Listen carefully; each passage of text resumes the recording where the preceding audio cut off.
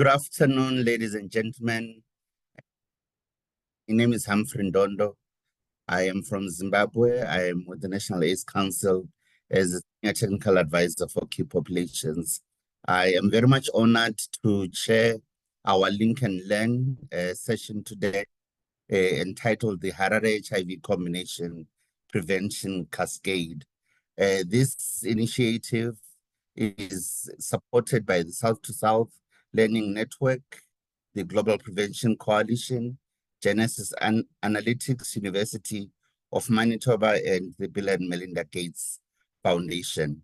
And we are hosting this presentation that is by the Zimbabwe South to South Learning Network to benefit and speak to programming around improving monitoring and evaluation of prevention programs amongst countries including Malawi, Uganda, and Zambia.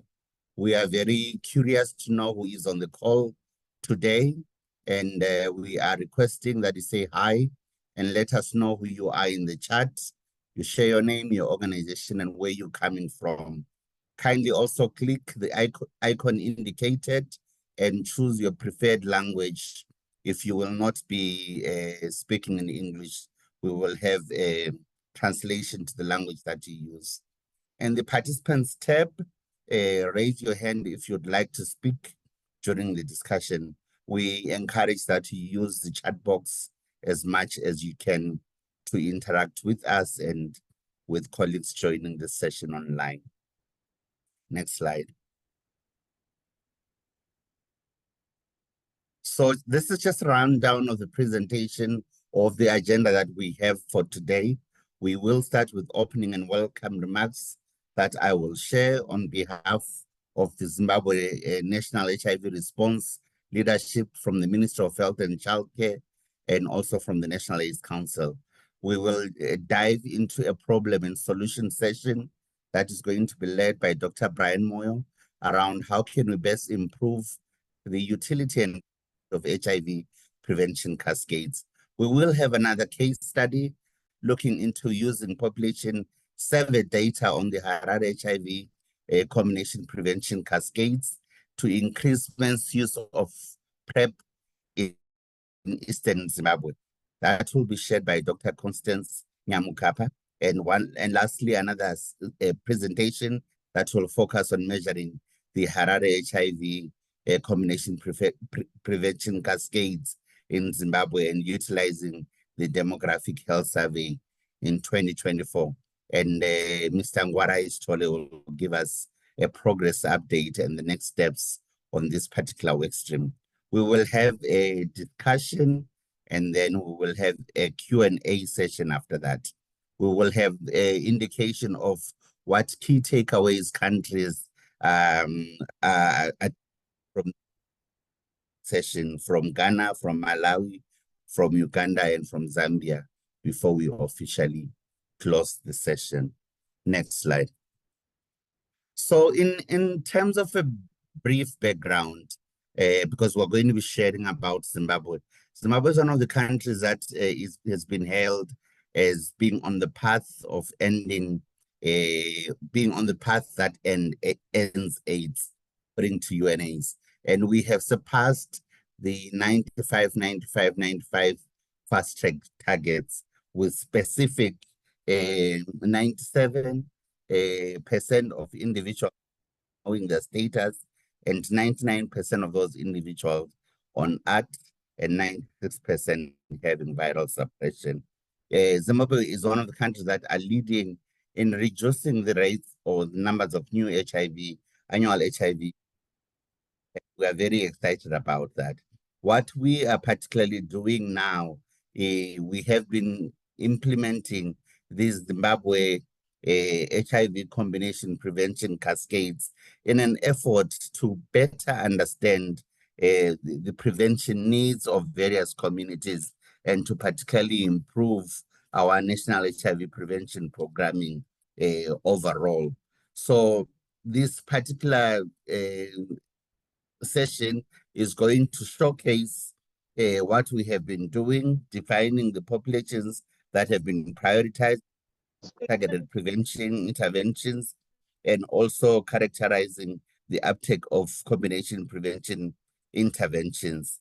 The session will allow us to draw comparisons of uh, to cascade some of the recommendations around ensuring that prevention is prioritized within the national HIV response, and that these prevention cascades are optimized from routine program data, and also how we are leveraging the population survey instruments to like demographic surveys, like the demographic health survey to guide to inform this HIV prevention cascade. Much further ado, I would like to invite our first presenter to share their presentation. Next slide. So Dr. Moyo, if you are ready, over to you.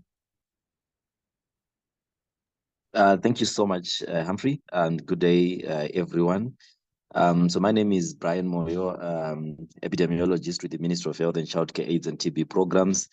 My task today is to describe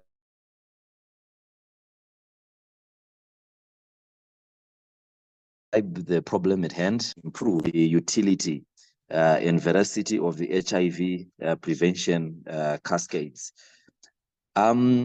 So Dr. Mary, next slide. So Dr. Mary Mai from UNAIDS, Director for Data for Impact, made a presentation at the International AIDS Conference in Munich in July, and I'm just going to borrow from some of the things that she shared for us to set a tone for this discussion. She described the problem very well, particularly that there's been great success at motivating countries and program managers to action through the 95-95-95 targets. So the HIV care and treatment cascades have been really a rallying point in the HIV response.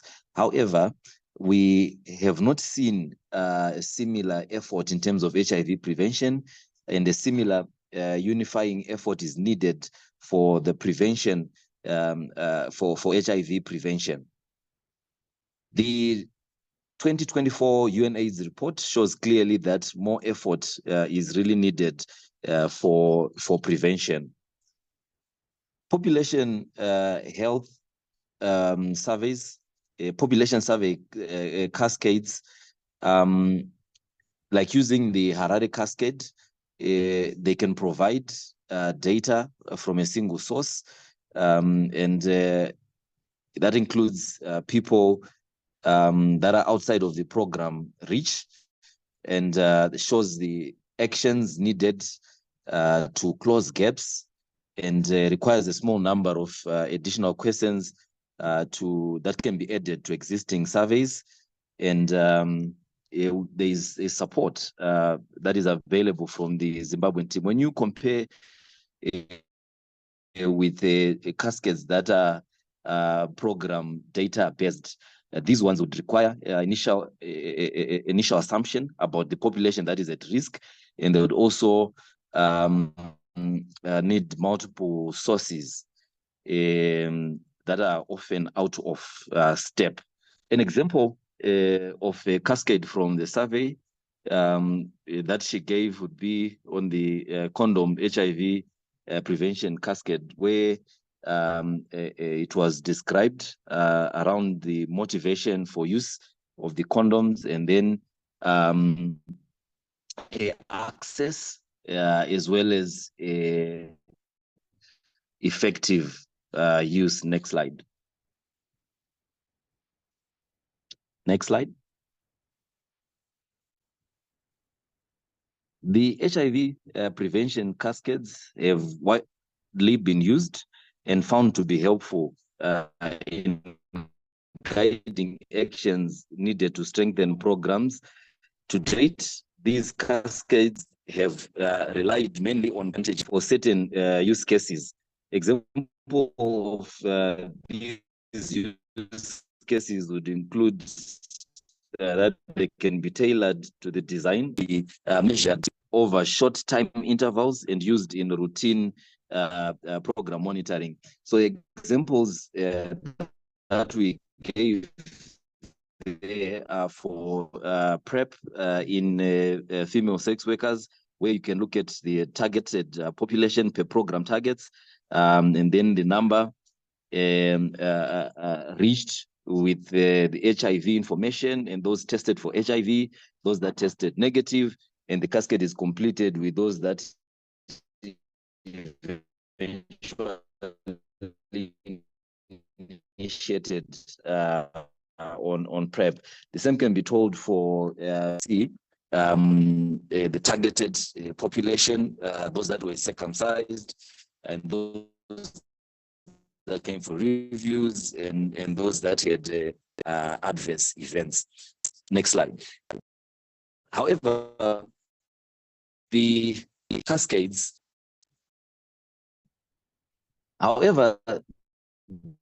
the cascades are not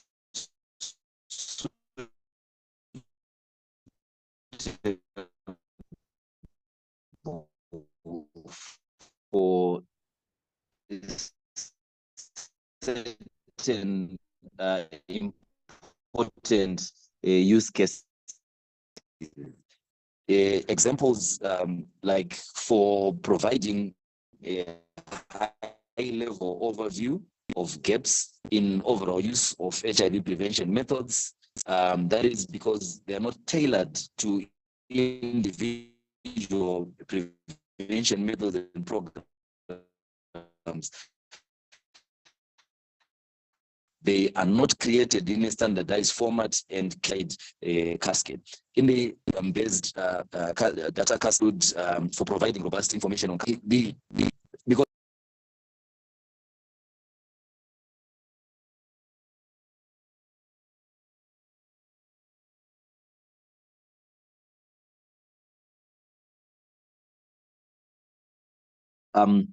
sorry, I had been booted out. So I was just describing the second important use case where the program-based cascades will not be suitable.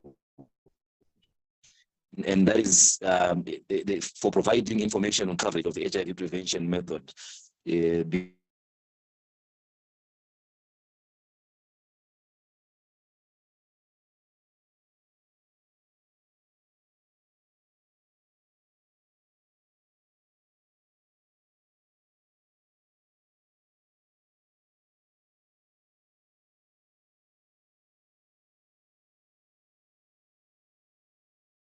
Hello. I seem to have lost Brian. Am I the only person, or we are losing Brian? I've been struggling to hear in the last minute. Yeah, we have lost him.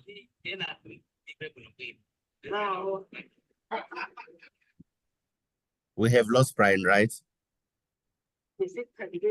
Yes, we have.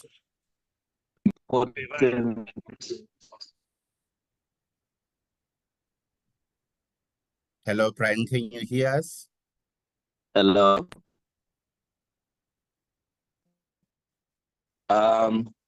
Yes, I can hear you. Yeah, you seem to be in a network blind spot.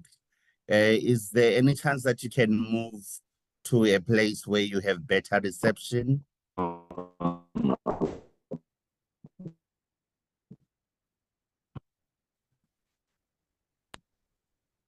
All right, Humphrey, give me a moment. Apologies.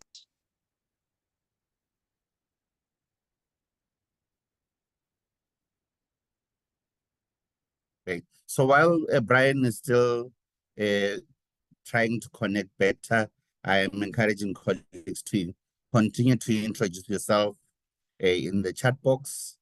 We will be right back with you shortly.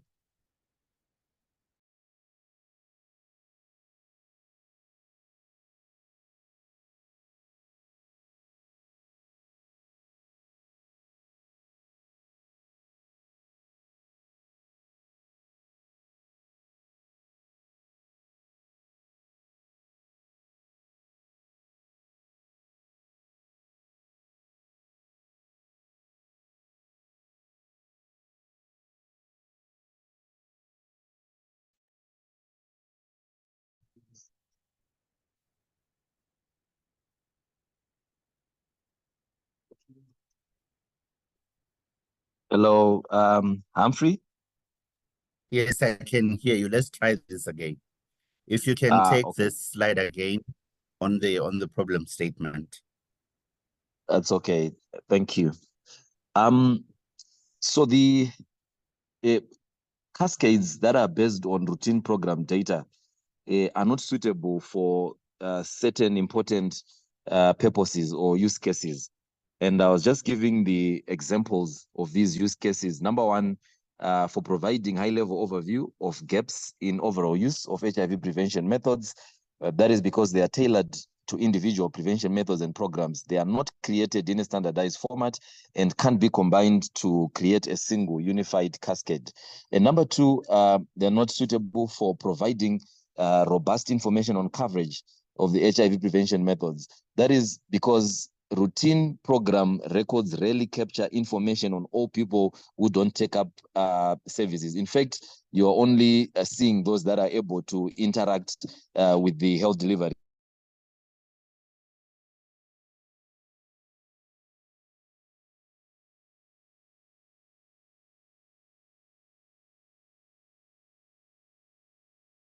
A result of limitations in accessibility or a lack of capability to use the prevention method when accessed. Then number four, that is for the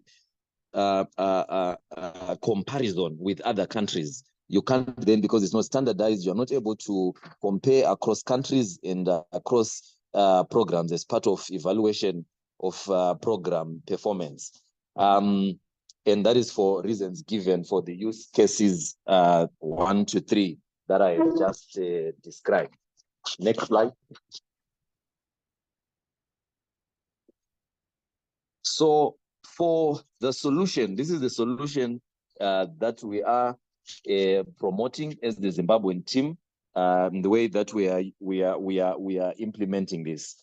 For these use cases, HIV prevention cascades can be measured periodically using data collected in national population surveys.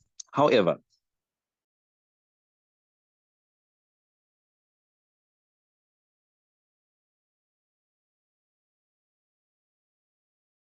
in surveys for these use cases, the Harare combination prevention cascade formulation has been developed and is being shared for this purpose.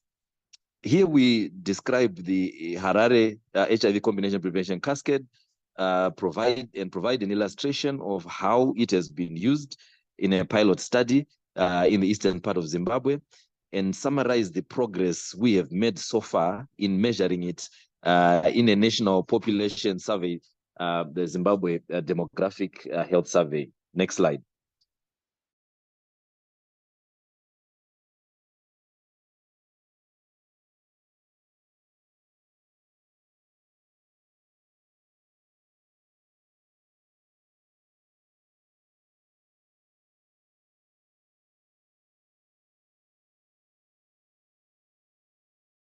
Brian, we seem to have lost you again, if you are speaking.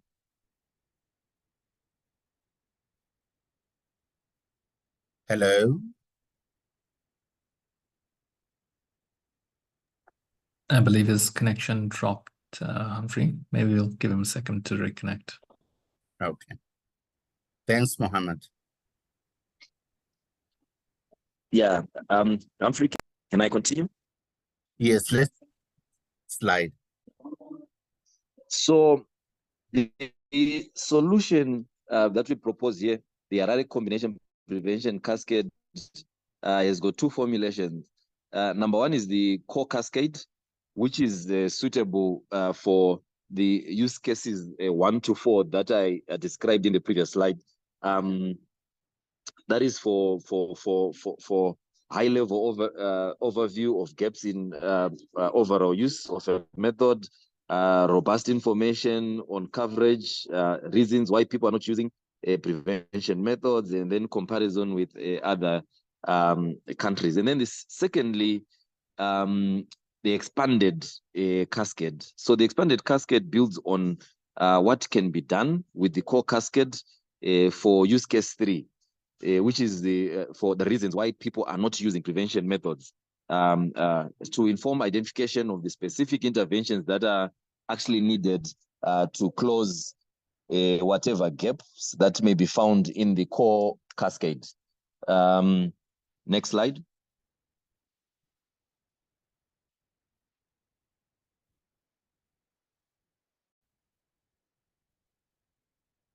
So the purpose is measurement, reporting, and comparison across countries to support scale-up of primary HIV prevention methods towards regional achievement of UNAIDS target of 95% coverage of effective HIV prevention methods among people at risk of HIV infection.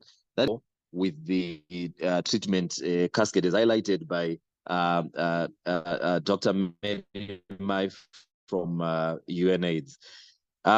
Measurement of a core Harare HIV combination prevention in periodic national population surveys as part of the solution, comparison of results across and within countries, and then tracking and reporting progress against preset international targets over time.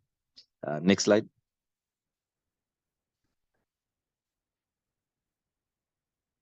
So this is the core cascade. Remember, I said there's the core cascade and then the extended cascade.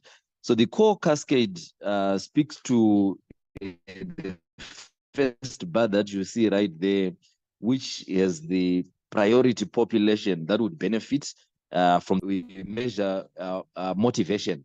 Those who want to use that specific method, and then thirdly, those who can access the prevention method, and then lastly, on the cascade, there is those who effectively use the prevention cascade. Next slide.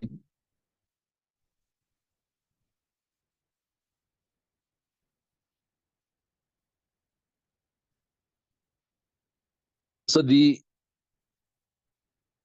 here you see an example, maybe more clearly, from the adolescent girls and young women in Manicaland East, 2018 and 19. The first bar there being for the priority population, which size was 211, and those that were motivated to use a method were 133.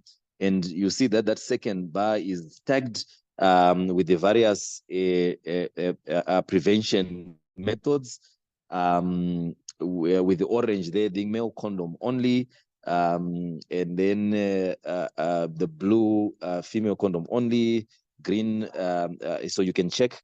So you can be able to then compare across what's happening across. The third bar is around the access of those 133 that were motivated to use the method. Only 60 had actually had access, and that's then broken down by the prevention method, so you can actually compare. And then lastly, those that were effectively using were 33. So this is just to give you an example of how this Harare HIV combination prevention cascade can be demonstrated. Next slide. So on this slide, we show the extended cascade. So beyond the core cascade, we can then do an extended cascade. The purpose for the extended cascade is so that where gaps are found between those bars in the main or the core cascade, data is collected on the reasons for these gaps that reveal the combinations of multiple level interventions that are needed to increase effective use of the primary HIV prevention methods. So it breaks down the main Harare cascade by prevention method, and then use the extended combination prevention cascade to the gaps So it's explanatory. And then drawing from literature, it identifies the interventions that are most effective in reducing the factors contributing to the gaps in the prevention cascade. So you see just above the bars for the core cascade, you see what may explain the lack of motivation, for example, the lack of access, and the lack of capability. So that's the data that we then collect. And then on top of those, you see the possible interventions, and these are informed by literature. Next slide.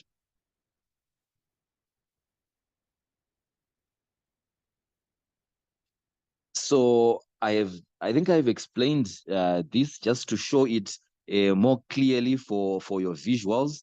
Just to give an example on the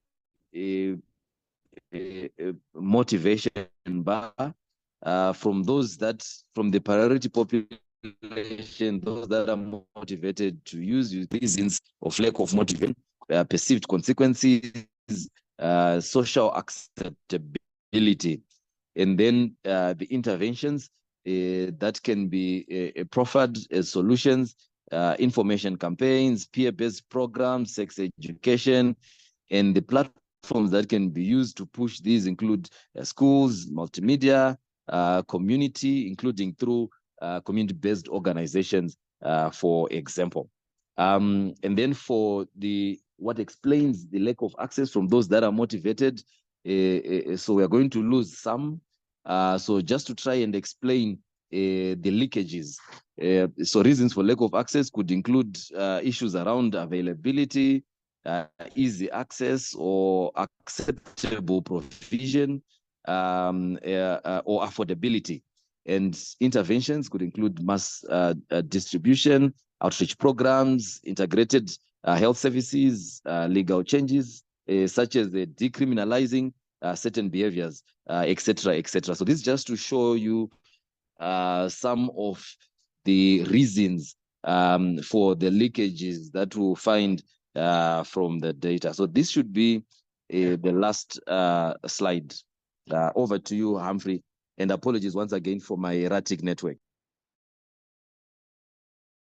Thank you so much, Dr. Moyo, for that very eloquently delivered presentation. I will call upon Dr. Constance Nyamukapa to share their presentation. Dr. Nyamukapa, over to you.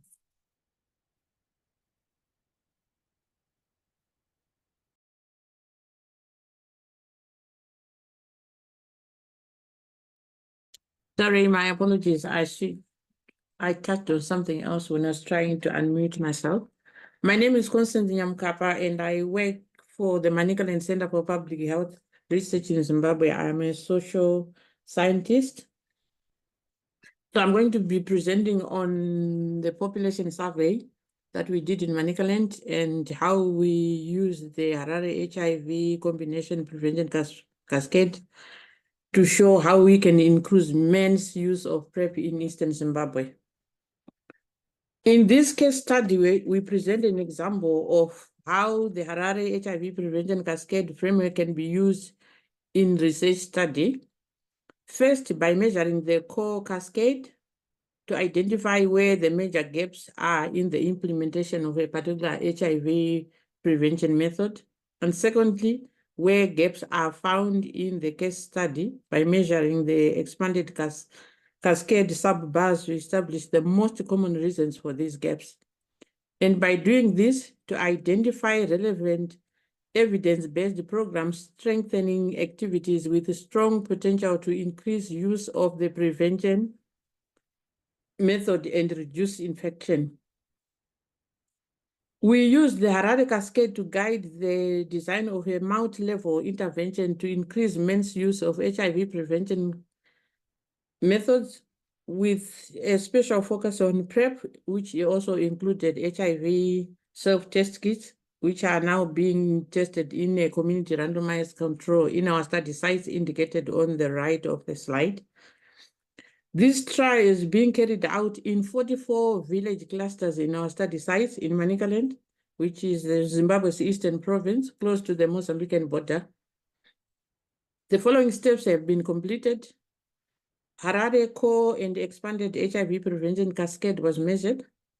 And we also have carried out a pilot study, which we have recently completed. Next slide, please.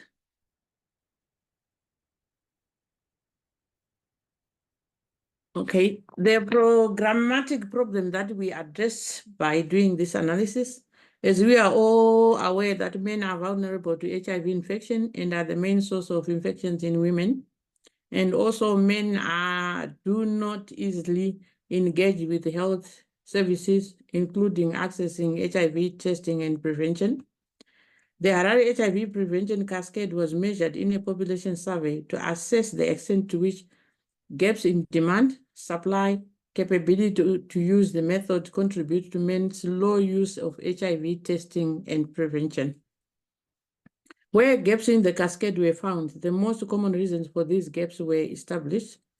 This information was used to identify the program's strengthening activities most likely to increase men's use of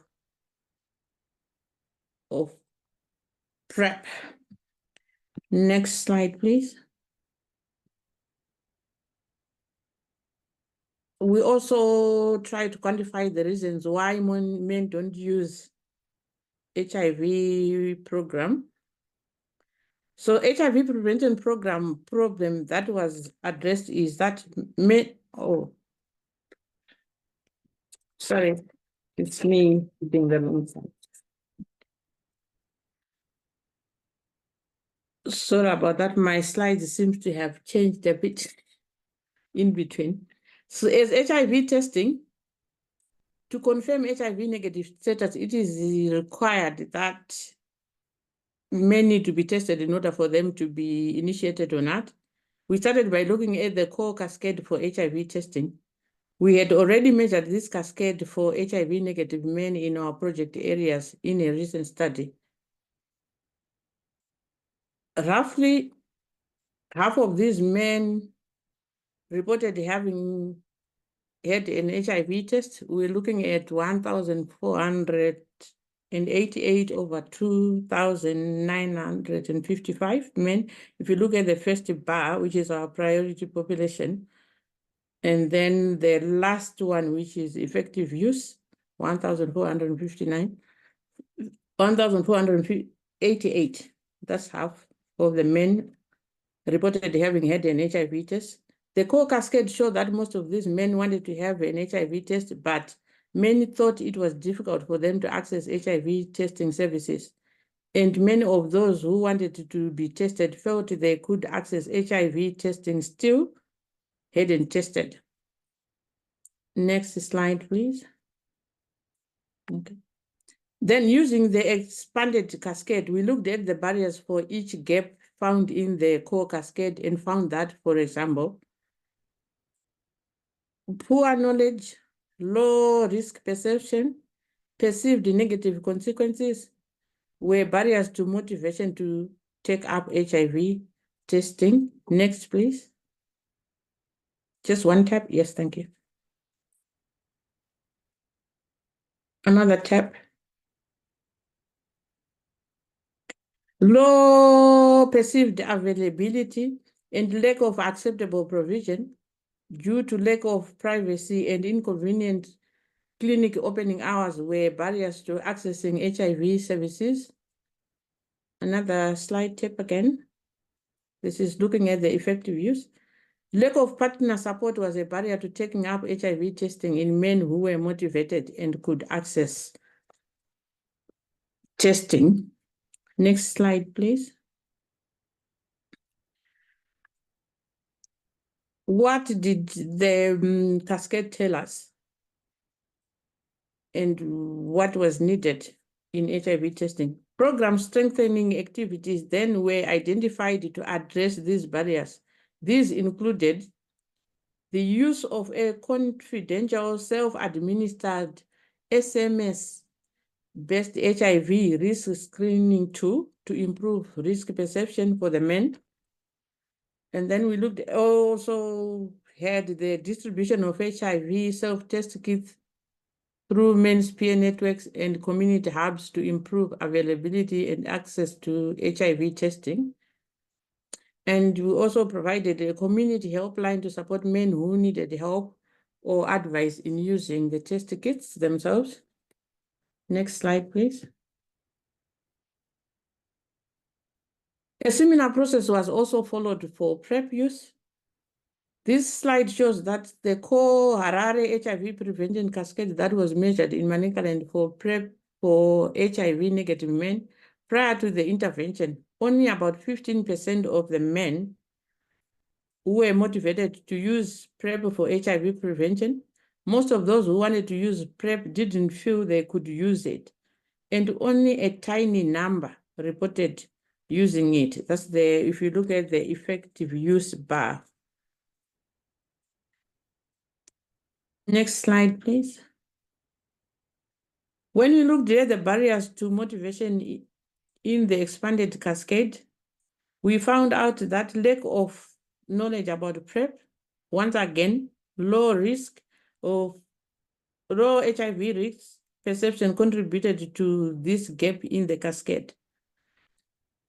For the gap in access, among those who wanted to use PrEP, limited availability and the cost of accessing PrEP were the main barriers that we saw. Next slide, please. Based on this information, the program's strengthening activities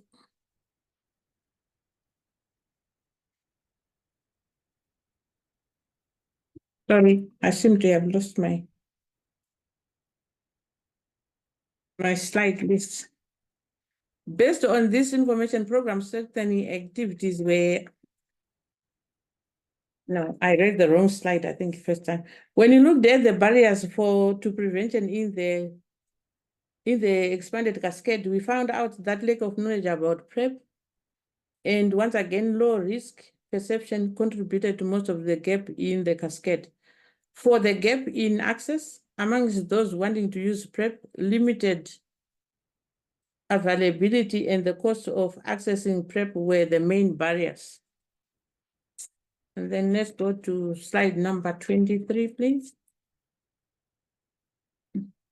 Based on this information, program strengthening activities were identified to address these particular barriers. For example, peer network distribution of self-test kits, and then the SMS-based HIV screening tool to improve risk perception for the men and increase motivation to go to the clinic for confirmatory tests and possible initiation on PrEP.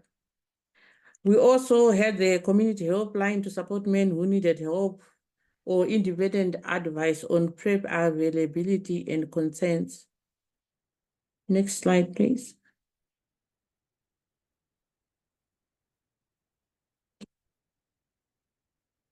Summarize the multi-level intervention to increase men's use of PrEP will comprise the following components: HIV test kits promoted and distributed through men's peer networks to reduce the barriers of attending health clinics and to overcome perceived negative social norms. And then HIV test kits were made available from community hubs that were established to reduce barriers to attending clinics. A toll-free community helpline was provided to improve knowledge and skills. A self-administered risk assessment tool, which was sent via an SMS to address lack of risk perception. Before the main trial started, we carried out a small-scale iterative prototyping. And this was a small-scale two-phase pilot study that we did. And from it, we got real-time quantitative and qualitative feedback. And with the reviews that we did, this one allowed us to make necessary corrections or adjustment to the intervention between the phases. Next slide, please. In the first phase, 2 men were nominated by the community to be primary distributors. Each of these primary distributors successfully distributed 3 HIV test kits to their peers. 1 PD and 3 male peers went to the clinic for the confirmatory HIV test and they took up PrEP. Of the five of the peers who agreed, 5 of the 6 peers agreed to become distributors themselves, and we call these secondary distributors.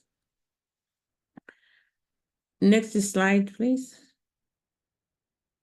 Yes, slide 26. This slide shows what happened in the first PD, 3 peers who agreed to be secondary distributors. Between them, they distributed HIV test kits to 8 more peers. 4 of these new peers went to the clinic for a confirmatory test, and 2 of them took up PrEP. So a total of 6 of the 16 men reached by the first 2 primary distributors through the male peer network went to the clinic and took up PrEP. Next slide, please. To summarize, the benefits of using the Harare HIV combination prevention cascade in this research were that it helped us, 1, to identify a combination of program strengthening activities that seem to be increasing men's use of an effective HIV prevention method, which was PrEP in our case. And also, the full trial results will only be available in a year's time, and they will provide a robust scientific evidence on whether or not these activities are effective and cost-effective to implement as part of a national program. Thank you. That's the end of my presentation. Thank you. Thanks, Dr. Nyamkapa, for that presentation. Very impressive. If you could bear with me, we will take one more presentation from the Minister of Health and Childcare, Mr. Ngwarais Tole. If you are ready, over to you, sir.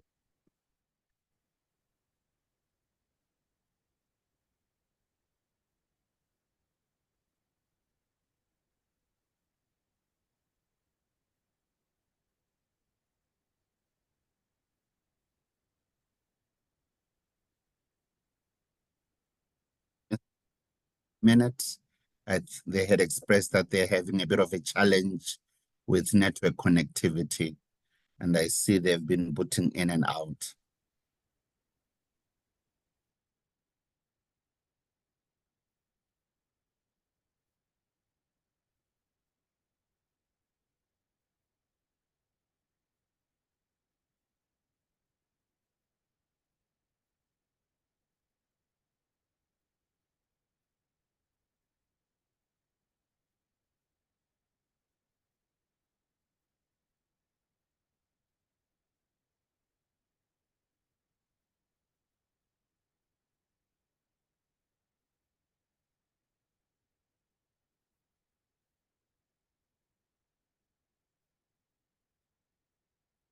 Maybe while we're waiting for Ngwarai to come through, we can take a couple of questions for the 2 presentations that have been delivered so far. And then when Mrs. Tole is on, then we can continue with the rest of the program. Kindly, if you can unmute and ask your question or share your reflections so far.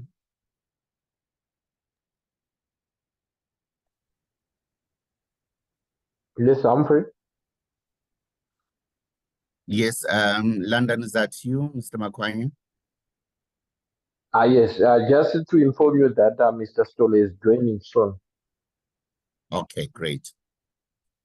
He's rejoining very soon.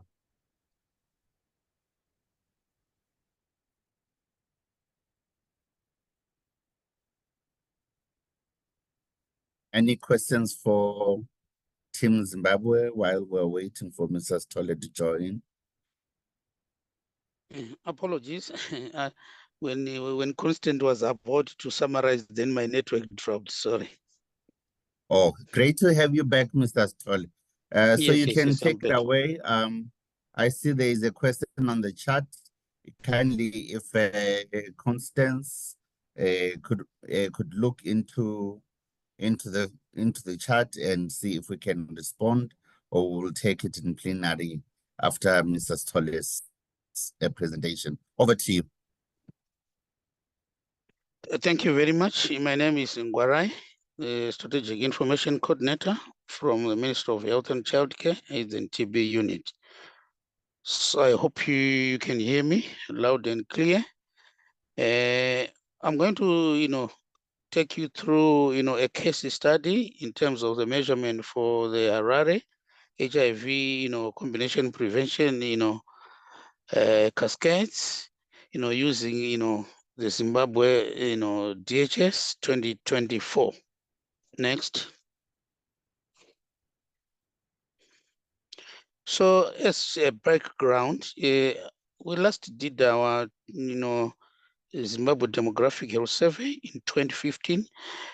Normally this is done, periodic every 5 years, but because of a lot of, competing, national activities like census, general elections, etc., we couldn't do them. So finally, after, almost 10 years, we are actually, undertaking, this, DHS.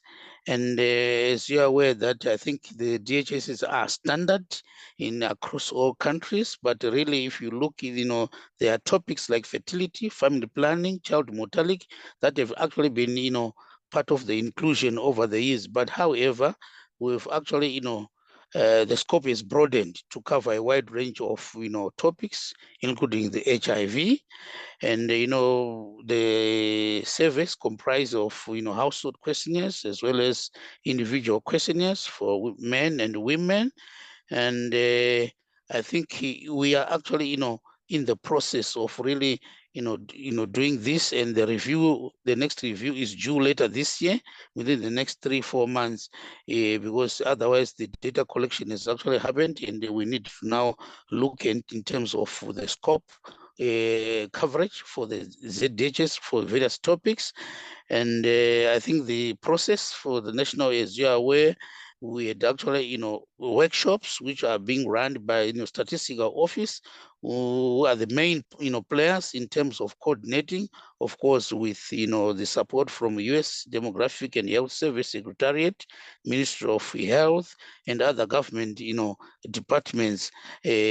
Really have come, together to make sure that they review different areas of expertise, be HIV, malaria, TB, nutrition, etc. So this is, in terms of the planning process. Next. So in terms of the preliminary, steps leading to the measurement of Harare HIV combination prevention cascades within the ZDHS, I'm happy to say we made a very, very big, breakthrough, which also other countries can learn from us. This is an area that previously was never actually included within the ZDHS, which I'm happy this time around. You will see as I walk through the presentation where we made a breakthrough and how they can assist us in terms of measurement for combination prevention cascades for Zimbabwe, So the early work, I think, was coordinated by UNAIDS and Gates Foundation to develop and promote use of HIV prevention cascades. So, taking an example from the Manicaland Center for Public Health, I think, research which was commissioned and a pilot, as, Constance is alluded to, the UNAIDS, Zimbabwe supported the national, feasibility study for this HIV prevention cascades. NAC as well adopted this as part of the national M&E program, and the expanded cascades, as Brian has also, presented, and this was actually, piloted, refined successfully in Manicaland. And for us to be able to measure Harare prevention cascades within the ZDHS, 2020-24 was developed and submitted to ZimStats and the Demographic Health Survey team so that they can also adopt if, they find it so fit, but with, engagements, Minister of Health, NAC, UNAIDS representative, we attended this, questionnaire design and successfully negotiated inclusion of Harare core, combination prevention cascade questions within the ZDHS. And you will see now the report that is going to come that most of, HIV prevention cascades, graphs, questions have actually been included. Let's move on. Right. As you can actually see, in terms of some of the questions, they were incorporated in the ZDHS. You can actually see that the first column, we are talking about key or high, needs population. You can actually see that, yes, of course, we had questions on adolescent girls and young women, casual, recent, new partner, transactional. But however, we managed to add a new question for transitional sex, which didn't exist in the past in ZDHS. So some of the questions for female sex workers, MSM, and transgender women were referred for inclusion in the next BBS, and the IBBS, which is Integrated Biobehavioral Study, is currently underway in Zimbabwe with the support from, CDC through, ZimTech. So the IBBS is currently underway where we are going to find some of these questions, but we are happy to say on transactional sex, the question was added in the current ZDHS. Let's move on. Another area or questions that have been added, you can see all these reds, looking at in terms of the structure for the combination prevention cascades, where we are looking at motivation, access, and effective use. We successfully managed to include new questions on male condoms for both, males and females, in terms of, motivation, access. You can actually see male condom questions, PrEP questions, VMMC questions were actually included in the current ZDHs that are currently away. So as you can actually see that there will be tables, diagrams and questions in terms of talking about motivation, access, and effective use for different, prevention methods, as you can see from that slide. Next. So in terms of subsequent developments, as we are moving with, this, the DHS, I think data collection, started around December in 2023 and it ended in May 2024. And the Harare HIV, combination prevention cascades result tables for inclusion were also, requested and submitted to the Demographic and Health Care team with support from UNAIDS Geneva. We tried to, as much as possible to lobby for inclusion of these Harare HIV combination prevention cascades in the standard core modules for the next round of DHA7. As you can see, I think some previous speakers talked about these, prevention cascades. So I'm just illustrating that you also see this inclusion within our Zimbabwe DHS, which is currently being, analyzed the results. Next move. Then another shell table, which will also be included within the DHS, you can actually see is talking about percentages of HIV negative women and men aged 15 to 44 who reported ever having, had sex, who also report each consecutive step in the HIV combination prevention cascade in Zimbabwe. So it will be looking like this, so, looking at women and men. So there are different background characteristics that we'll actually be talking about. So there will be priority population, motivation in terms of use for a particular method. Are they able to access the method using at least one method? Are they able to use at least one method? So this applies to both men and women. Let's move on in terms of, the different, background characteristics. So there is also another characteristics in terms of age. Let's move on. In terms of region, spatially, to say as we are looking throughout the whole country, as these participants or who are actually included in the study, what are the differential in terms of their motivation, able to access using these different combination prevention methods. Let's move on. Then there is also issues to do with, the priority population as well as background characteristics, looking at those that do transitional sex, adolescent girls and young women, we are single, those that are married with HIV positive partner, casual or non-regular partner, recent new partner, priority population prevention on being more than or equal to, high needs population. So these are some of the background characteristics that are going to be incorporated as we are looking at this, table for HIV, combination prevention cascades. Let's move on. So what are our next step in terms of, data analysis? So the data analysis workshop is scheduled from the 14th of October this year, 2024, and overall national Harare HIV, combination prevention cascade figure and tables will also feature in the main report that is going to come out. And more importantly, I think there's going to be, in-depth analysis, secondary data analysis, method-specific cascades, supplementary report, and publications that also need to be supported, that we hope and believe that we are going to have a lot of, analysis in terms of the data that is going to be generated and the dissemination and use of the results to within Zimbabwe, and also to commission research using, expanded Harare HIV combination prevention to identify the reasons for gaps and found in the core cascade and appropriate intervention to reduce these gaps. So here, I think you have been actually, hearing from the previous speakers that, there are going to be reasons, there have been to be proffering reasons as to why the first bar is not the same or is lower than the second bar. Why are we losing people along the continuum of care or along the cascade? So by commissioning research, we're able to, go dig down, deep dive into the reasons as to why we are having, differences in terms of losing, clients or people along the cascades.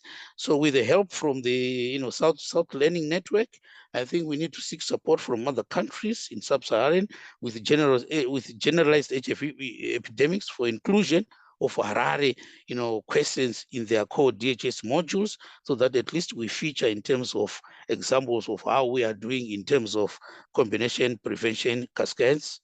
Let's move. Then last but not least, I think what are the benefits in terms of measuring Harare HIV combination prevention in ZDHS? Why?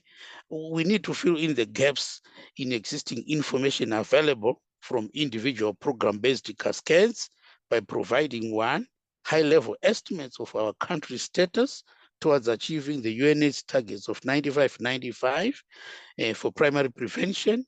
We need also to make sure that we need to provide a complete picture for a representative sample of all the people at risk of HIV infection in the country. The information on high-level gaps, along the continuum of care, use of HIV prevention methods, reasons why some people are at risk and not using different, some of these methods might also be able really to benefit in terms of why are we saying this, priority population is not using this particular method. Why are they not accessing? Why are they not using those that access or that have information? Why are they not using the method? So this will be able to really give us that information and comparison on consistent basis across, province, different, socio-demographic groups and different high needs population.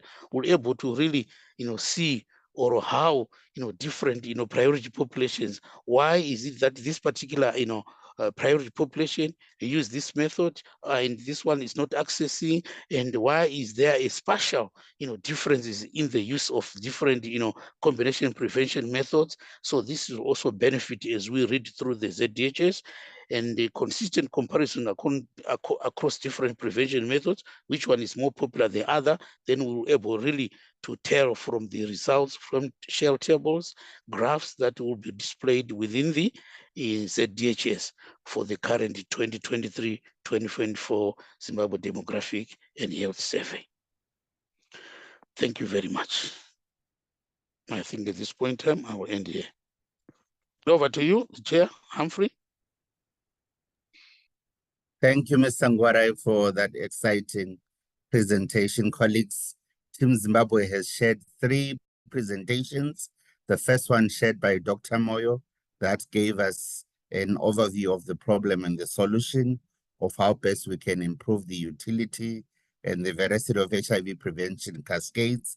We have heard from Dr. Constance Nyamkapa, who has shared the pilot intervention of utilizing the population survey data of the Harare HIV combination prevention cascades to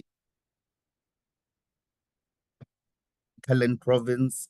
And we've just heard from Warais Tole, who shared how we have used the demographic health survey to expand the utility of HIV prevention cascades in Zimbabwe.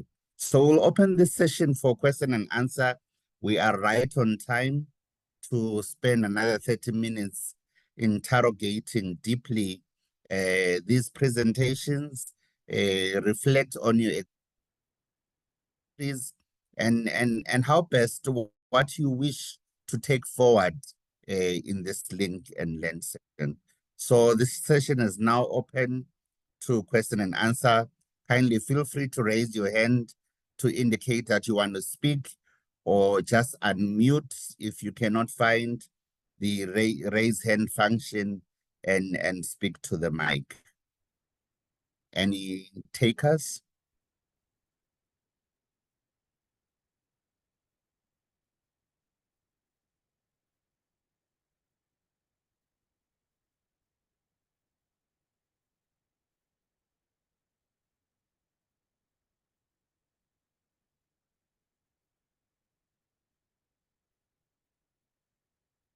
Any takers? I'm not seeing any hands. Are we shy? We had meant for this session to really be a deep dive, and for you to ask as much as you can from the Zimbabwe team, who have had an opportunity to take a deep dive. Yes, Constance, over to you.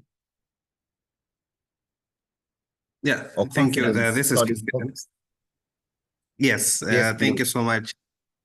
And kudos to the Zimbabwe team. I just want to understand, in terms of leadership and governance, how deeply were they involved from the MOH side point of view, and also involvement of stakeholders, because it seems it was quite a big project. I'm sure that you might have mentioned it somewhere, but then I just want to understand more the leadership and governance and coordination mechanisms. How effective and how did you guys do it to ensure that you involved several government agencies to be involved in the this assessment? Thank you.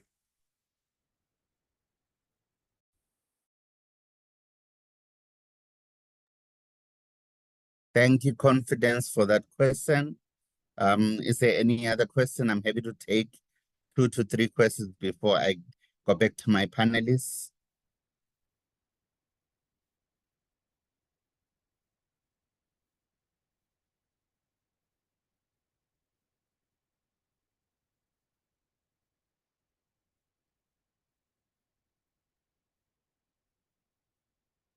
Maybe while colleagues are warming up and while I still have Mr. Stolle playing up, if you can respond to this ask on to what extent was leadership engaged in governance structures from the Ministry of Health and Childcare and other stakeholders, and how really was this initiative coordinated?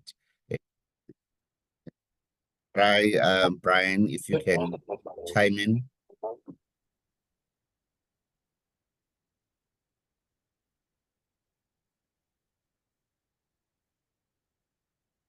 Hi, Brilliant.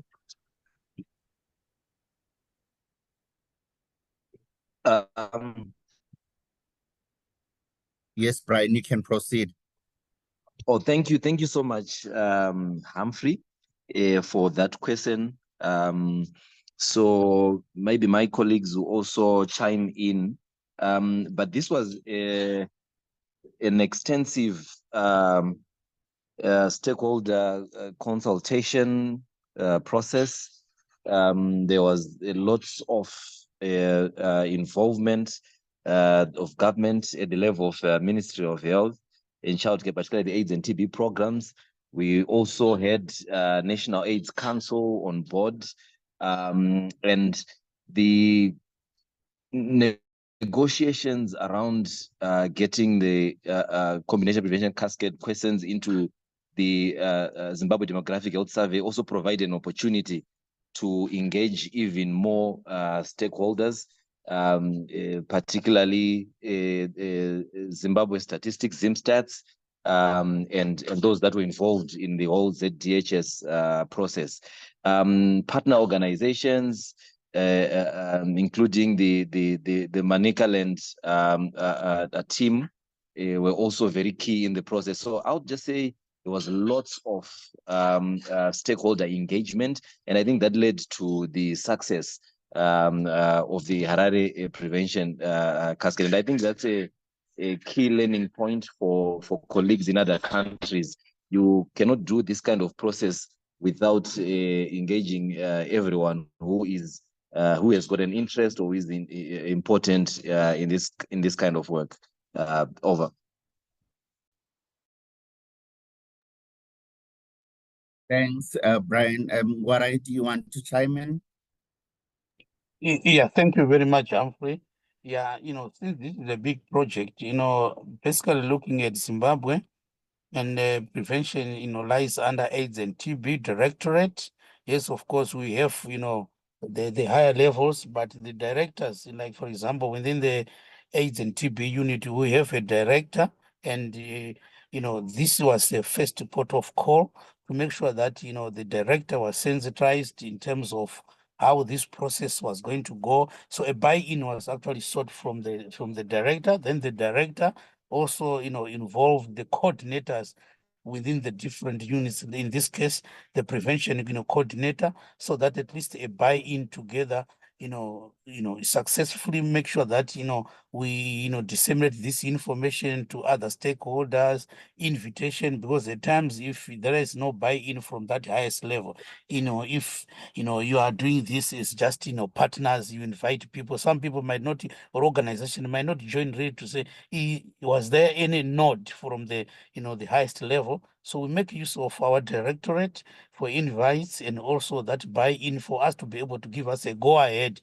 to do this. So all these processes, as Brian has said, were actually done, and we are continuously engaging them, sharing with them all this information that we are discussing so that they can appreciate. More importantly, if you don't share, whatever discussions that we are doing, they might actually think, well, I don't know what these guys are doing. So it is important for us to be able to share, and we are continuously engaging them. So it's a process, not an end to itself. Thanks, over. Thanks, Ngwara, and thanks, Brian. Earlier on, I see on the chat, Bupe Musonda reflected that this cascade provides the missing link to our PrEP programming, and which was to determine the reasons for poor PrEP continuation in the priority populations. If I can ask maybe, Constance, could you reflect further on this observation in terms of plugging the gaps around better understanding and documenting the reasons for poor PrEP continuation and how we are utilizing these cascades to indicate that?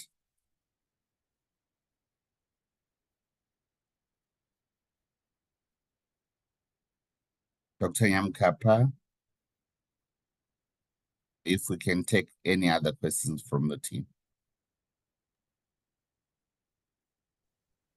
Hello, I think as presented, I think this is actually we can call it a step to finding solutions to most of the gaps that we have been having in our fight against HIV/AIDS, because it answers those questions which are never asked in the routine data, and actually trying to tease out and how best we can do it.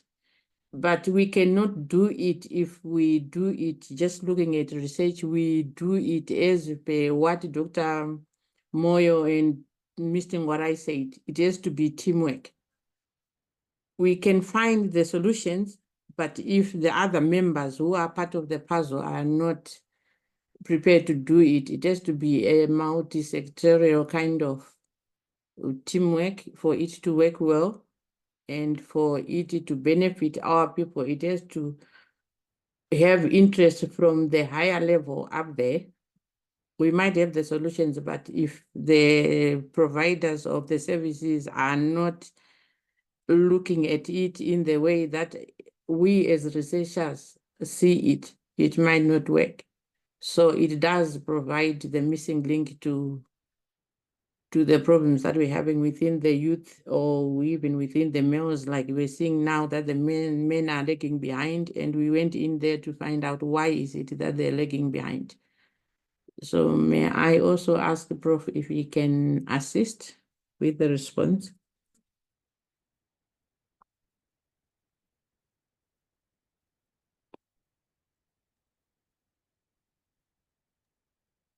Thanks, Constance, for weighing in. If there are any additions, colleagues, feel free to come through. Rexen, I see your mic is open.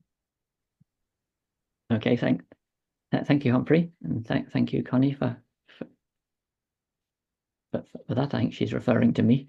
I think the only thing I would add to that is maybe that, you know, definitely I think this helps. This can help with understanding the explanations to why there's not good continuation in with uptake of PrEP in particular. Can show some of the main gaps if we measure this cascade, especially if we can get as far as doing the extended version of the cascade and measuring that. But perhaps I'd just add that, you know, part of the investigation of the possible subbars, possible explanations for gaps in the cascade, particularly for PrEP. You know, in part that can be addressed by doing qualitative research as well. You know, but we can measure those gaps quantitatively, but either if it's not possible to do a survey to be able to collect that kind of detailed information quantitatively, or even if that can be done, it can be also useful to do qualitative research to kind of dig more deeply into those reasons and factors to contributing to it. Obviously, you know, PrEP is particularly challenging because people go through different episodes in their life when they're in need of a prevention method like PrEP, and at other times they're not so much in need of using PrEP. So it's a particularly challenging one to dig into and really understand what the problems are. But I certainly think that this prevention cascade can help with that. Thanks very much. I hope that was helpful.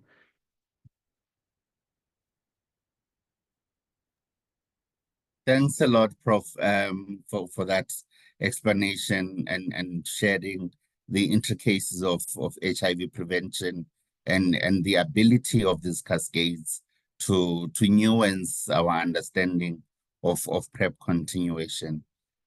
Any further questions from the floor?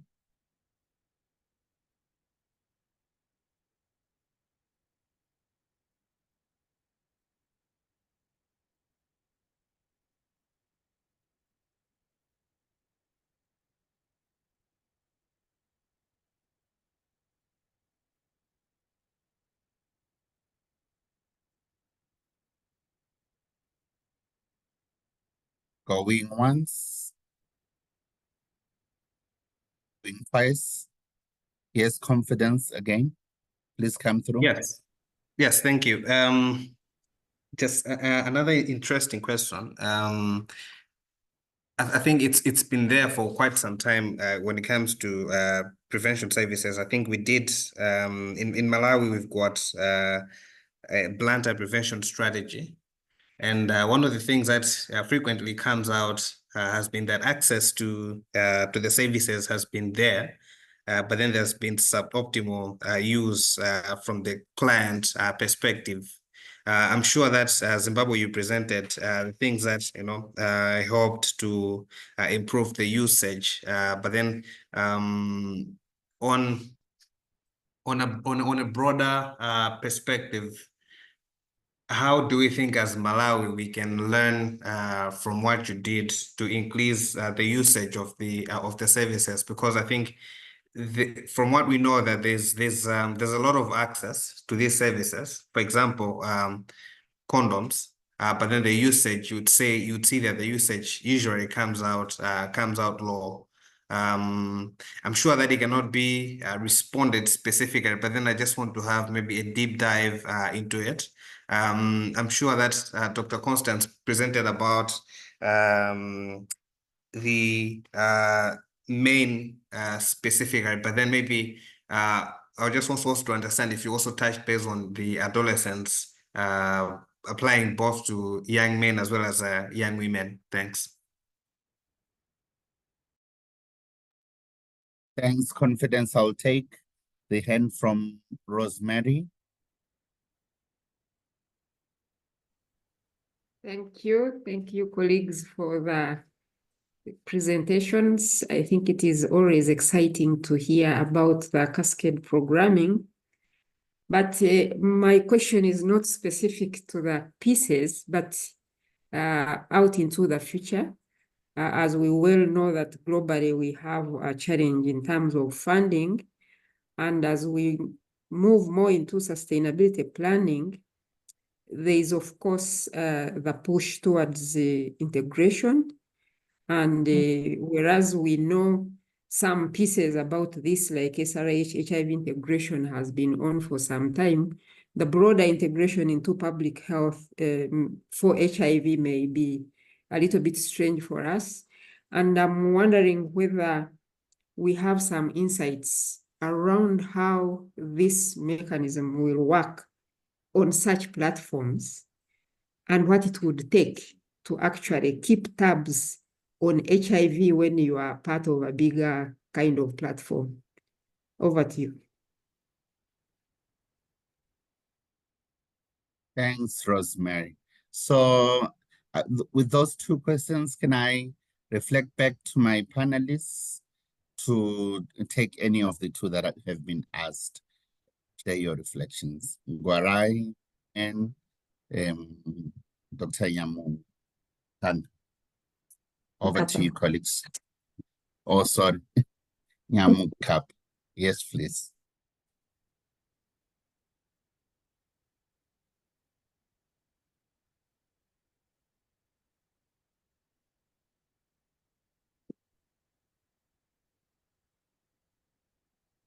As Constance, I'm not sure I articulated the question on condom use in Malawi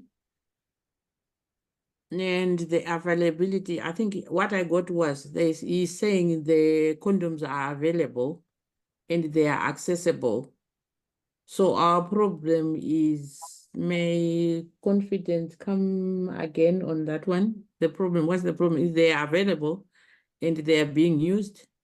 Is it that they are not being used as in use? What is it that we want to achieve by using the condoms?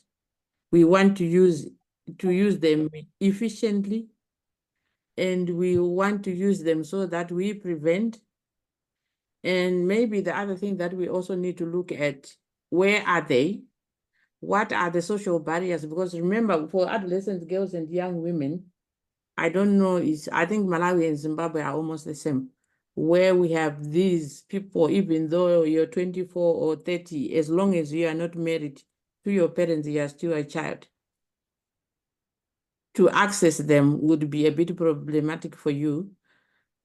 For the young men, for the woman, you might access them, but who to offer them to, if you want to use them, is another problem. So we go into what Prof. Gregson was talking about, where we have to use qualitative research to find out what are the issues around condoms. Is it societal? Is it infrastructural? Is it maybe the way that we have our nurses and other healthcare professionals are providing them to these youth, or it is within the family level, or it is something that is within the individual themselves, which is making them not use them either efficiently as they're supposed to, or not even take them even though they are there in the shops.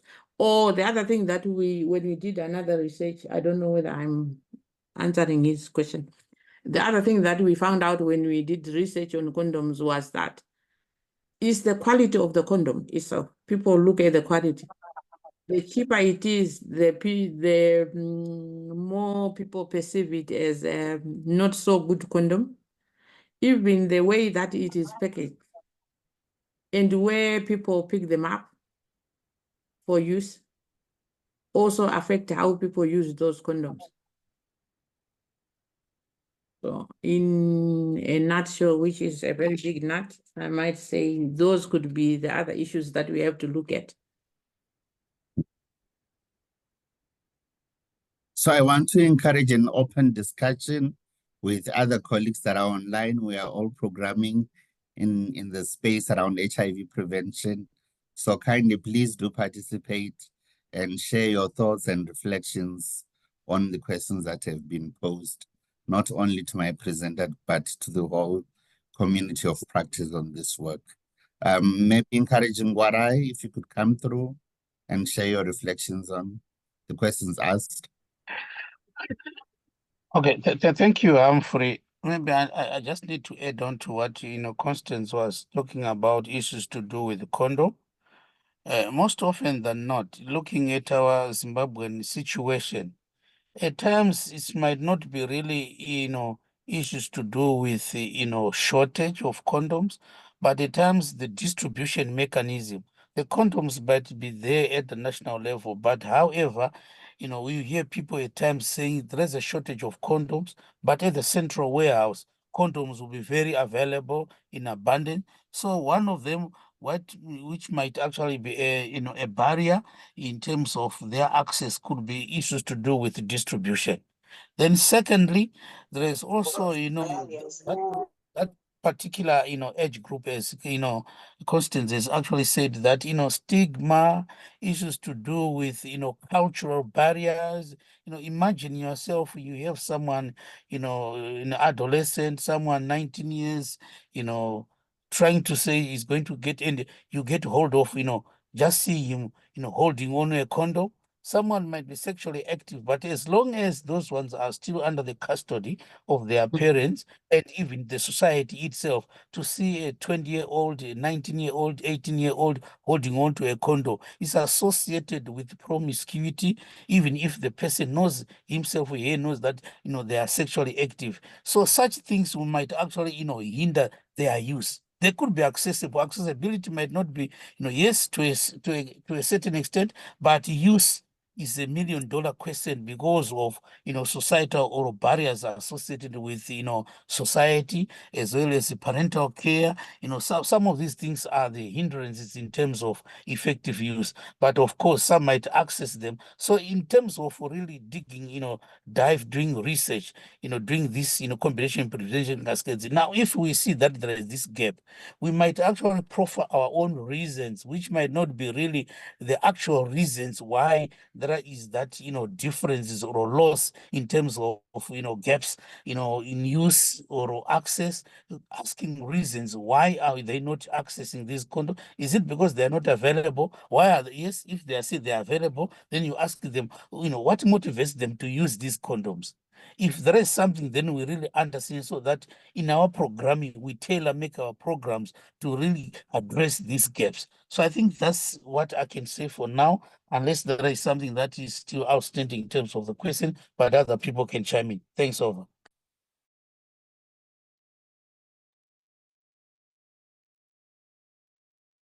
Hello, Chair. Matthews. Hello, Chair. Yes, Matthews, please go through. Yeah, I think the Malawi situation as presented by Costa, is it Humphrey? I don't know. I've just forgotten.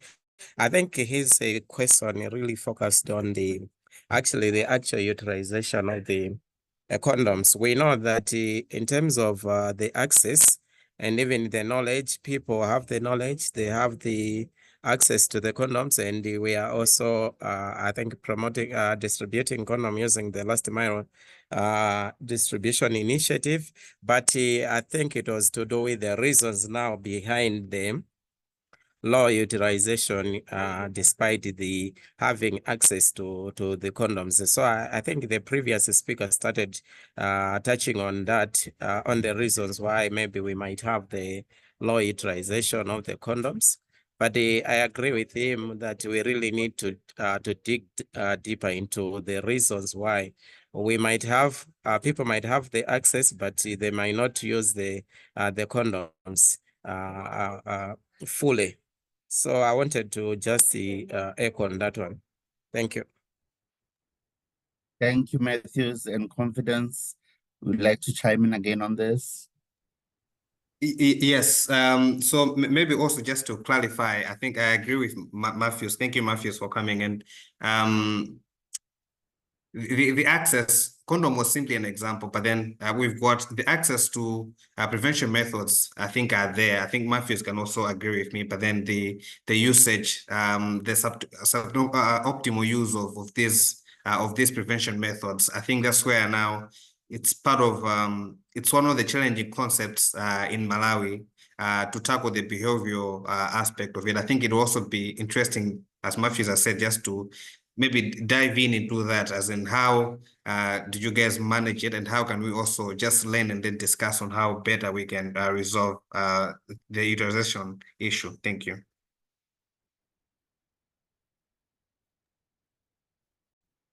A very interesting discussion. Indeed, I think we need to continue with this. I see Greg's mic is active. Gregson, if you want, kindly share your reflections. Thank you very much, Humphrey. I'll just add on to that conversation, and just to link it back to the Cascades, perhaps. I mean, how the Cascades potentially can help is by looking at those gaps in the, by measuring the Cascade and looking at the reasons for the gaps between the different bars. So, what we found generally in Manicaland, in the Cascades that we've created so far, is that there's very often a big gap or a big explanatory factor which is contributing to the gaps that we see in the condom cascades and other cascades for other methods, is this lack of risk perception. That's a very common gap, which it seems to be explaining a lot of why people are not using prevention methods, including condoms, when they would seem to need them based on their reported risk behaviors. And then the other thing to look forward to look to would be the gaps between the last two bars in the cascade, because the gap between the last two bars in this cascade, is showing what's happening for the people who actually want to use a method and saying they want to use a method, and that they feel they can get good access to the method quite easily, but they're still not using it. So it's what we refer to as lack of capability to use the method effectively, even when you're motivated to use one and you feel like you have access to it.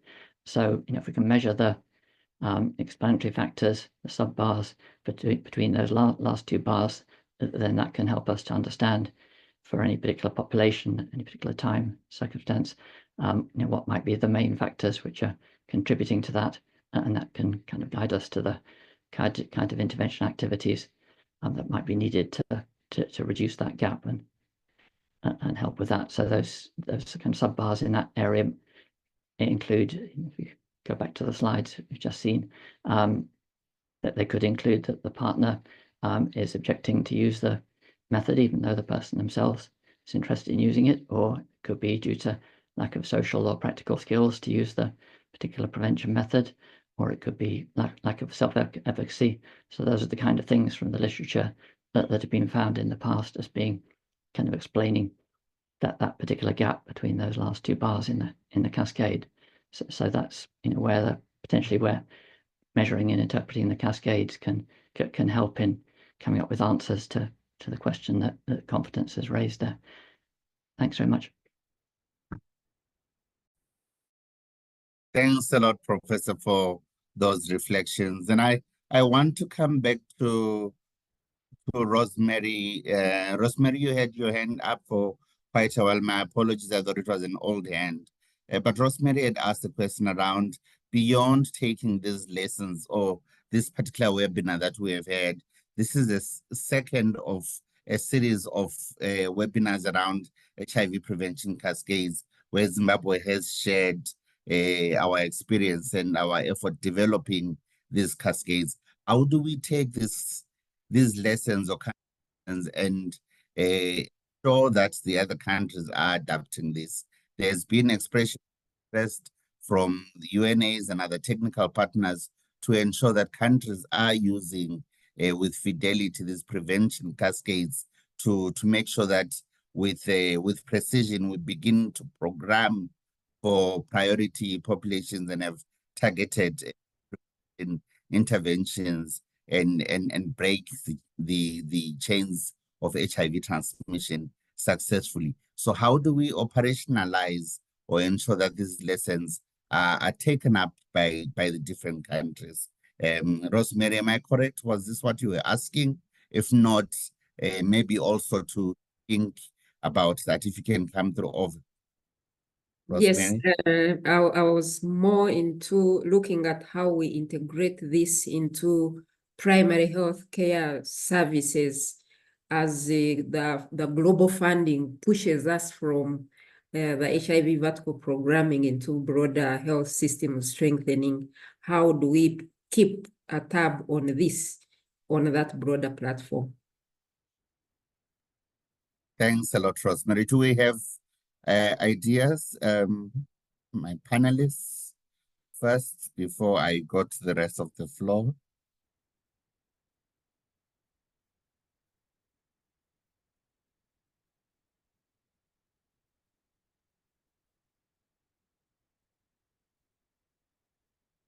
Dr. Moyo, I and Constance. Not to put you on the spot, this is an open question to everyone on this community of practice. How do we integrate work around HIV prevention into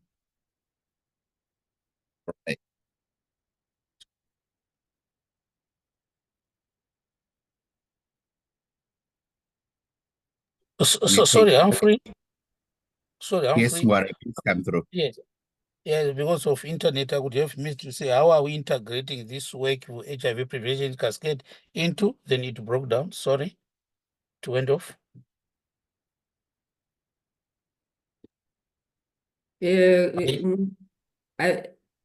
I can get back to this. Yes, I'm raising this from the perspective that we have to surely transition from vertical programming to integrated programming as part of systems strengthening. And my question is for the teams that have really been the brain behind this, how do we keep this kind of focus on a platform that is broader and perhaps with less resources to actually keep tabs with this kind of approach? Great approach, but moving forward, how do we maintain it on a bigger platform? Okay, thank you. If I get you well, I think, yes, of course, things, start in small dynamites and getting bigger as we really getting a more experience, using these, combination prevention cascades. As you're aware that, most of our programs, are supported by, global funds.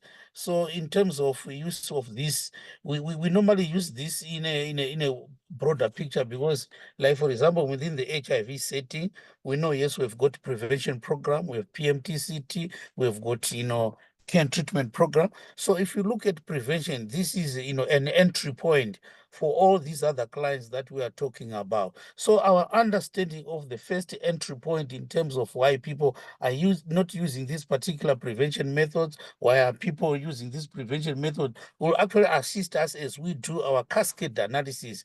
This is evidence in the way how we write our semester reports from Global Fund, where we try as much as possible to say all the teams from different, program areas, we come together to say if people are tested, eventually, how many of them, use the condoms, or how many of them are using this particular prevention method. If there is a gap, we try to triangulate with information, the current or subsequent information. For example, let me just take an example in terms of care and treatment to say, there are people who are actually diagnosed HIV positive, and these people are supposed to be initiated on ART.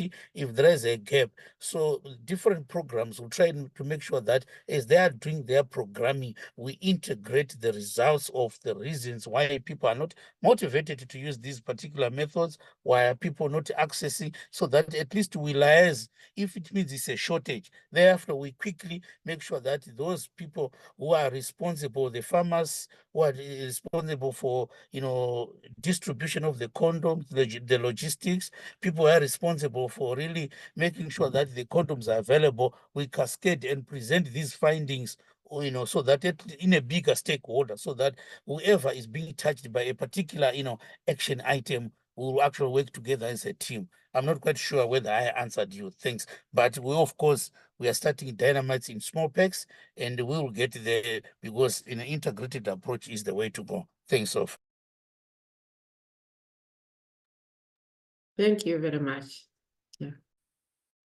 Great, Ngwara, and thanks, Rosemary, for that question. I just also wanted to check in if it is possible within our programs, prevention programs already, if we could add some of data elements that will expand and ensure that we are able to create prevention cascades from routinized data that we are collecting through our regular perhaps DHIS2 system. I'm just asking here if the experts in the room think that is something that could be used.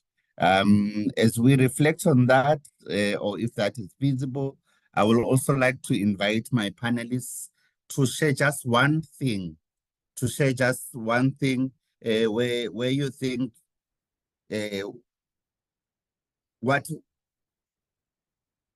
thing that they would apply, or one thing that they would encourage other countries to apply in implementing this prevention. So what is this one thing that you would recommend other countries to do as they prepare to revitalize or adopt and adapt these prevention cascades from the list? So this goes to my panelists, and then we'll get to reflections from the countries.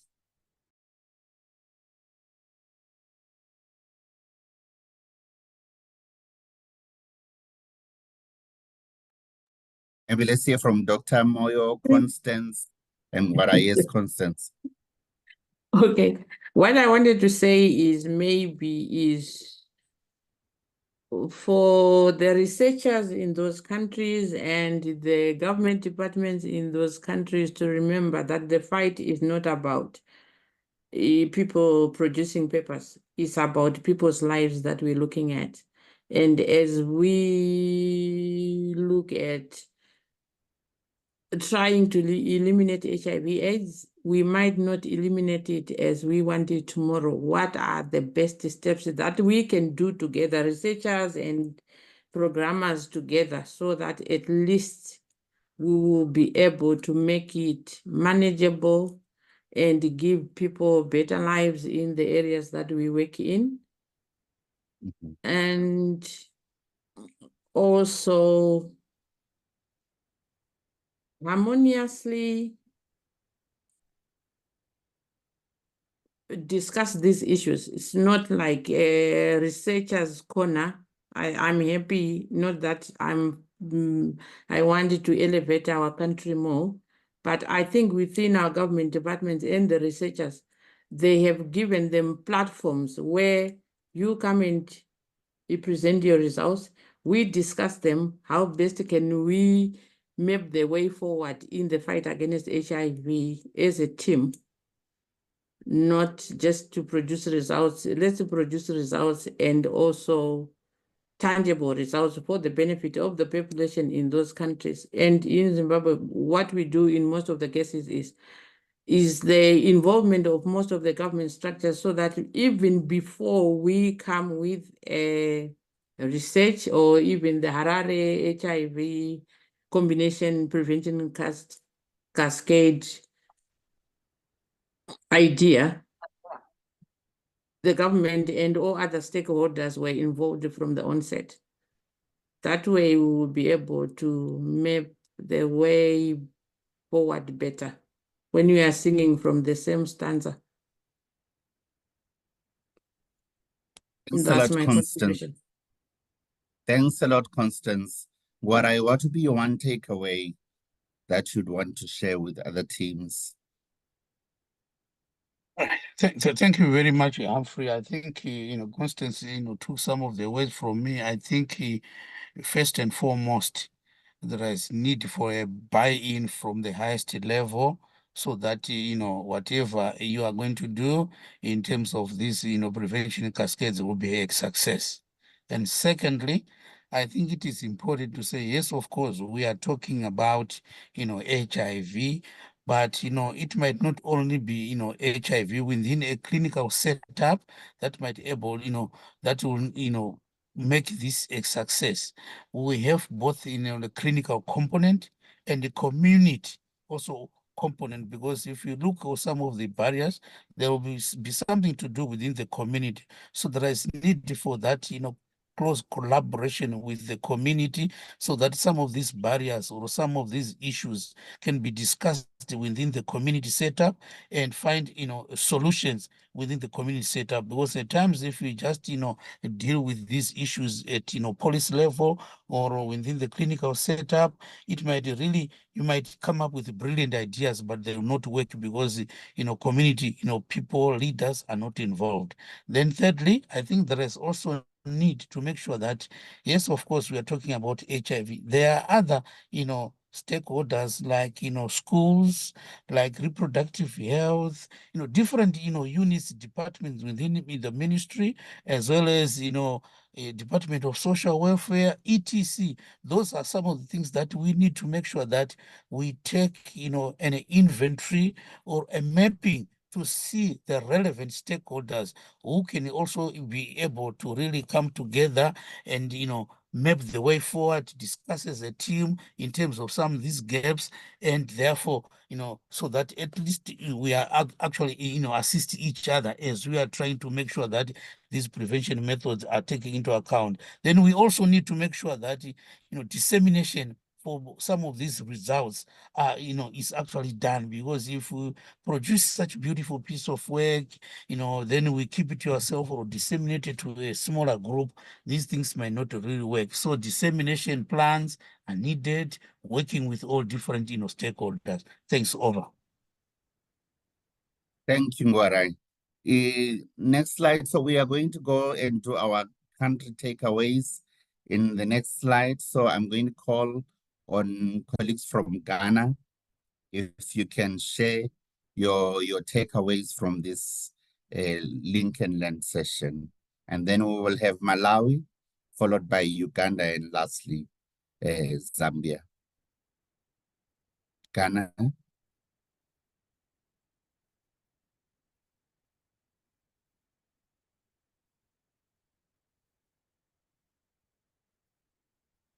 Do we have colleagues from Ghana to share their takeaway reflections?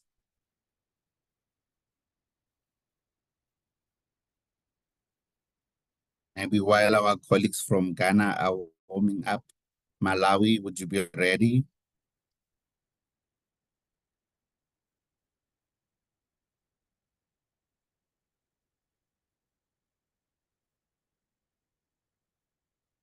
Malawi country team, are we ready with our takeaways?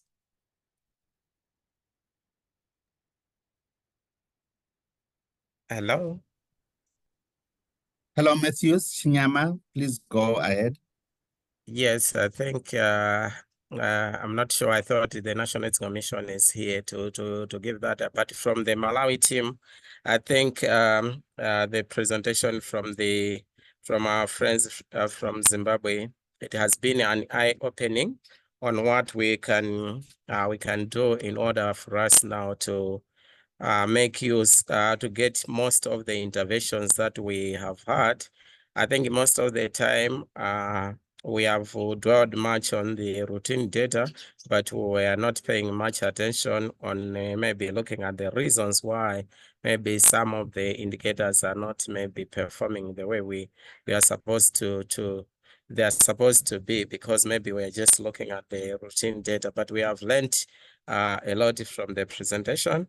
And also, I think to Malawi, to some extent, maybe my friends can agree with me that to some extent it is a lost opportunity, but we have learned a lot, because right now we are almost concluding the data collection in the demographic health survey, something that maybe had it been that we had this, we could have made sure that some of the indicators are included in the data collection, especially to measure the combination prevention uptake, and also the reasons why maybe some interventions maybe people are not taking them as expected.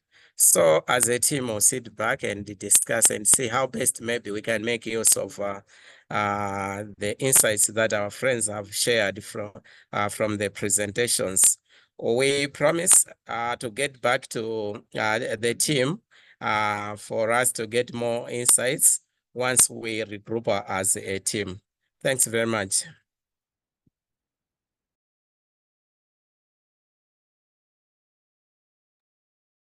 Thanks a lot, Team Malawi. Thanks, Matthews, for your reflections. Team Uganda, would share your reflections. Maureen Kiriza. Okay, good evening, everyone. Thank you so much, Team Zimbabwe, for it was really a great presentation. We are learning a lot. So it has taught us, I think, what we are learning from there is doing a root cause analysis of service intervention by subpopulations. In some places, like for PrEP, we did, but it was general for everyone. But I think when you do subpopulation by population, then you get to know sometimes the reasons are variant, and also it helps us to guide which interventions are appropriate for which interventions and where. Luckily enough, we've just had our UDHS completed. We just have preliminary, the Uganda Demographic Survey, that we just have preliminary results, but a full report is yet to be released. But we can use that to triangulate our information, our data, program data, using UDHS and any other available data to understand more what is really happening and then develop appropriate interventions. I saw you highlighted the need for multi-sectoral work, teamwork. Indeed, that is it, because you can see some of these interventions, they are beyond the health sector. You need other sectors to come in. So we are working on that. And maybe next time it will be us, Uganda, to share the best practices in addition to you. But this has just ignited our effort towards triangulation of data use in programming and multi-sector, and strengthening multi-sectoral coordination. Yeah, over to you. Certainly, Team Uganda, we hope that the next time we're meeting in a couple of years and discussing this, you are sharing your best practice. And the best thing to come out of a learning work session is that there has been igniting of energy to continue doing this work and to do it better and with fidelity. So, Team Zambia.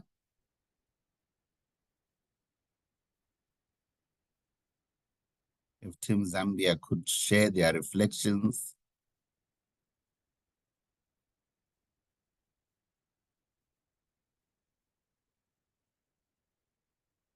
Can I pick on Melvin Mwansa to give reflections on behalf of Team Zambia?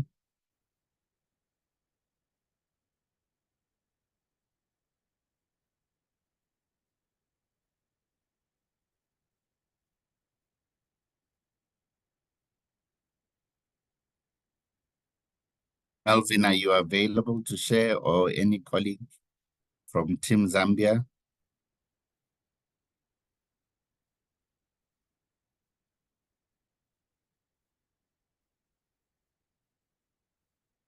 So it doesn't look like we have Team Zambia at the moment.